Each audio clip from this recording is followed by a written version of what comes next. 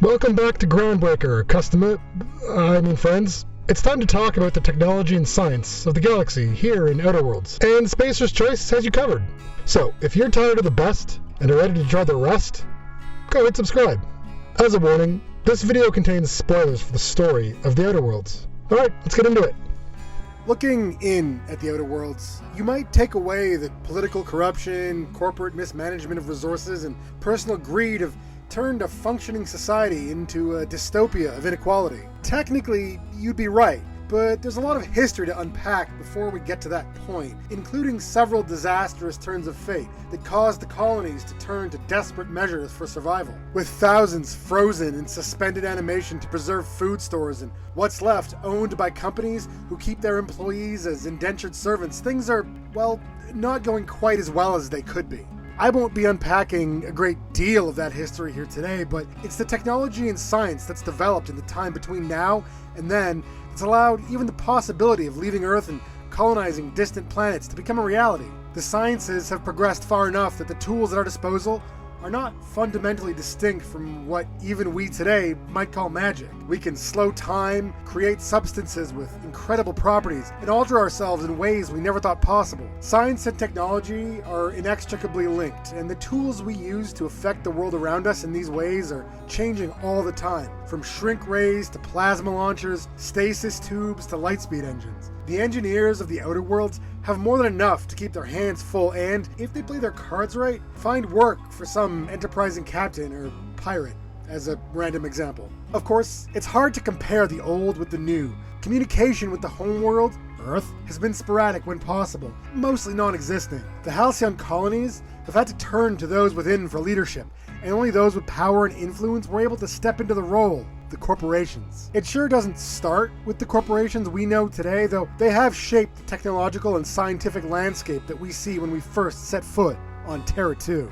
The concentrated wealth and power of these companies, combined with the lack of resources from outside of the organizations, mean that they alone have the ability to produce technology. Ongoing resource shortages and harsh conditions in the colony, from poor growing conditions to constant attacks by marauders and beasts, has created a climate where more and more colonists desperately rely on what little technology they can afford to keep them safe and fed. This imbalance of power has led, slowly, to a system of indentured servitude, where colonists are indentured to their employers, forced to purchase or rent company property, and must work without question for whatever the company wants to pay them. The citizens on Edgewater have to fight for scraps of work to scrape together a handful of bits, the currency of the Halcyon Colonies. Rizzo's employees have to brave the dangers of Monarch to get to work every day. If they die, they're replaced pretty quick. And poor Martin Callahan seems to be a hostage of the Moon Man of Spacer's Choice, unable to speak about anything but products and slogans. Private research and force of arms has also led to monopolies on certain forms of technology, with companies having cornered the markets for weapons, food, drugs, etc. Hidden labs and secret bases used to prevent corporate espionage are often lost to the dangers of the galaxy. They're dead, forgotten, and the circumstances covered up to avoid controversy. Special weapons and tools developed in secret can be found in some of these places. Be careful though. Testing costs money and time, and you don't want to be standing too close when switches are switched and buttons pressed. You never know what'll happen.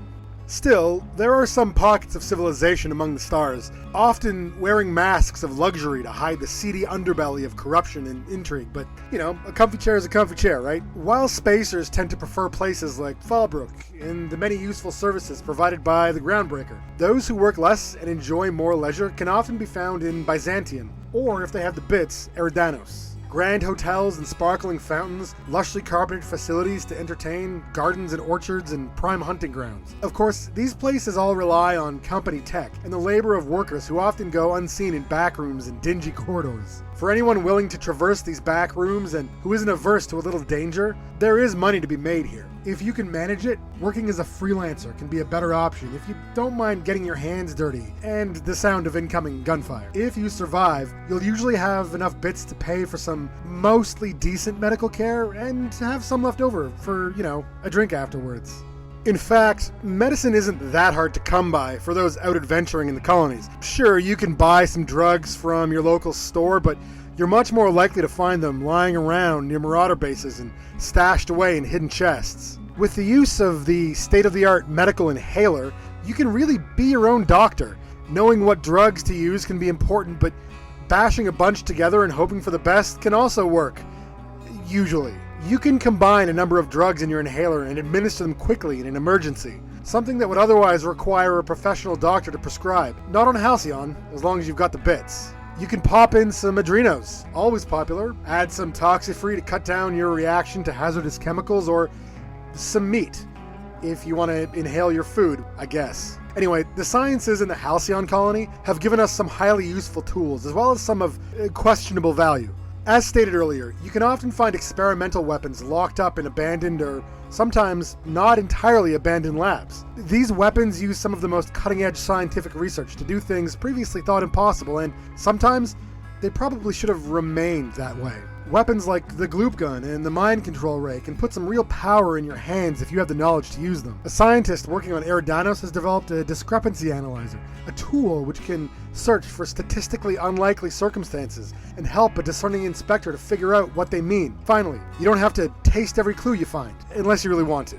The scientists and engineers of Halcyon have long improved upon the technology that was brought with the colonists from Earth, or at least they've helped to make it more profitable. Some of the older ships you'll come across are a bit rusty, a bit old, and sometimes they'll spew smoke, but that doesn't mean they don't stay flying. Large machines like ships use mechanical systems, rotors, pipes, and other robust technology to contain the powerful forces of science behind their powerful engines. Any engineer will have to learn to be familiar with these types of systems to make a career out of it, from Junlei on the Groundbreaker to Parvati working to keep the unreliable from falling apart. Working around most colonies these days, you'll see more than just flesh and blood citizens and workers going about their tasks. Automechanicals are also in use to do jobs too demeaning for even the least qualified colonists. They can usually be found cleaning up in factories, making food behind the counters of various shops, or serving customers of one business or another. Advertising drones can be found drifting around the streets of cities, or on the promenade of stations like the Groundbreaker, blaring out corporate jingles. They can also be built for combat. Drones can be found patrolling prohibited areas, while more heavily armed mechanicals can be encountered patrolling labs and facilities. Scrap mechanicals are usually owned by marauders and have the ability to leap high and blast enemies to pieces. Mechanicals use a combination of mechanics and computer technology to function. This means that with a suitable understanding of computer systems and the ability to hack into servers, you can use automechs to your advantage. After all that fighting, adventuring, stealing, arguing, fetching, questing, investigating, and robot maintenance, you'll likely need some rest and something to eat. Well, the corporations have you covered there as well. From the Saltuna factory on Edgewater, the Borst factory on Monarch, and the many choices of food offered by Auntie Cleo's, Rizzo's, and Spacer's Choice. It's important to remember that everything, and I mean everything, in Halcyon is more than just an item to be eaten or used. Everything, and I do mean everything, is, for the company that produces it, a brand. Branding is the power that keeps the wheels of industry turning. In the end, the wealth of the colonies tends to remain among a small sector of the population, and much of the movement back and forth of bits takes place between these individuals and the corporations. Corporations have to put a lot of time into making sure that those with the bits to spend them on their products and theirs alone. Corporate espionage is, as I've mentioned, quite common.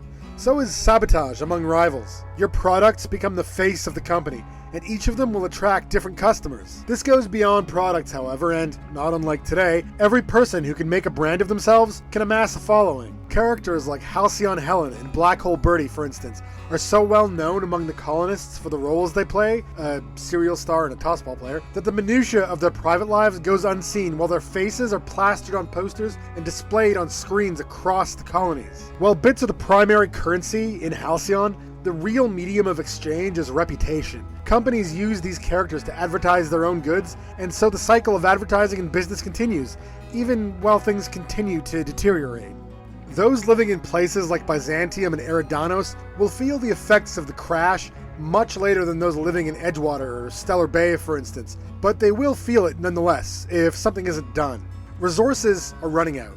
This is why so many colonists remain frozen in stasis aboard the Hope, why workers are forced to work to their own detriment rather than their benefit, why the well-manicured gardens and streets of Byzantium are built on top of cracked walls and rusting sewers. Factions like the Iconoclasts have tried to make it as independents in the harsh terrain of Amber Heights on Monarch. Even they will have to work with their longtime rivals in Stellar Bay if they're going to survive. What few bits do flow down from the top are paid as meager wages to keep the workers alive, but not much else. Soon, even those will dry up as the canning factories and cysty pig farms start to fail. There's not much time left for Halcyon unless someone does something drastic, and that someone's you. Well, with some help, of course. There are experiments being done with all kinds of chemicals and machines to try and revive the colonies in one way or another. The Marauders are proof enough of that, being the result of scientific research into the narcotic effects of certain substances. That'll be a story for another day, though. The true hero, or villain, or weirdo, if you like, of Halcyon, is none other than Phineas Wells. Phineas is really the first colonist you'll meet as he revives you from stasis aboard the Hope, then reassures you that you'll do fine, and shoots you down to Terra 2 at great speed. As you work for him, or against him, depending on your preference, you'll learn that he's been covertly working against the board and the companies, trying to revive the frozen colonists and bring hope for the survival of the Halcyon Colonies. Other scientists can be convinced to work with him to provide food and research, other means of sustaining the population in the future, and things like that. Wells has made his home and his lab aboard an abandoned asteroid, not far from Terra 2. He coordinates your efforts and those of his other colleagues from a secure cell aboard. Phineas Wells is a true outlaw scientist, and if you choose to help him, you'll follow a path that puts you at odds with the board and the corporations. If you turn him in or work against him, you might doom the colonies to more servitude or starvation. Maybe not, though, that's up to you. The technology and science available to the Halcyon colonists is quite advanced compared to our own and could be used to help save the colony. Unfortunately, they're completely under the control of corporate ownership, whose owners tend to make decisions in the short term, rather than the long term. If you're going to make your way across these worlds, you'll need to be independent of these entities, even if you work for them from time to time. You'll drink Rizzo's drinks, eat C&P borscht, use Spacer's Choice guns to take down your enemies, protect yourself with Aramid ballistics armor, but you'll also have to hunt and fight and survive in the harsh lands of Monarch and Terra 2, far from the protection of the corporations. You'll have to help the colonies grow and work together, find the hidden truths the companies don't want you to know, and give hope to those struggling just to stay alive. You'll likely do some work for Sublight, helping with deliveries and, acquisitions. You'll solve mysteries and bring down prey much bigger than primals and mantiqueens, and in the end, you'll be responsible for the fate of the colonies, whether you want to or not. So make sure the Unreliable's fueled up and ready to fly. You've got work to do, Spacer, and don't forget to make some friends along the way. Also, avoid eating the borscht if you can. I don't think it's 100% pork. So many products to buy in so little time. Don't forget to only buy from Spacer's Choice, though. Haha, kidding. I want to thank you all for watching. I appreciate everyone who does, especially if you stick around to the end. If you liked the video, please hit like. And if you want to see more, hit subscribe. And if you want to discuss the many fine products offered by Spacer's Choice, do so in the comments. Oh, and before you go, I want to give a shout out to my patrons who help support the channel. Our $10 patron is Watuki at the artisan level. If you want to get your name in the credits, head on over and sign up. The Patreon link is in the description. You'll get access to an exclusive Discord and some extra videos I don't put on the channel, and some other fun stuff we're working on over there. And remember, there's more to life than money, so give your money to Spacer's Choice, and you won't have to worry about it. Thanks, Custa